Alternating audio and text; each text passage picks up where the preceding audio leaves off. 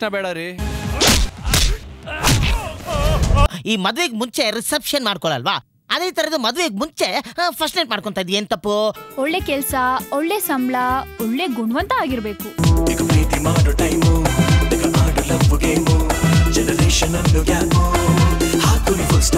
ಅಯ್ಯೋ, ಎಲ್ಲ ಹುಡುಗಿರ್ ಒಂದೇ ಅಂತ ಗೊತ್ತಾದಾಗ ತಲೆಲಿರೋದ್ ಇಳಿಯುತ್ತೆ ಬಿಡು. ಈ ಲೋಕನ ಹೆಂಗೆ ಕಂಡ್ರೆ ಸುಂದರಿಯರ್ನ ಯಾರು ಹೊಗಳಲ್ಲ. ನಾನು ಅವಳ ಲವರ್ ಸರ್.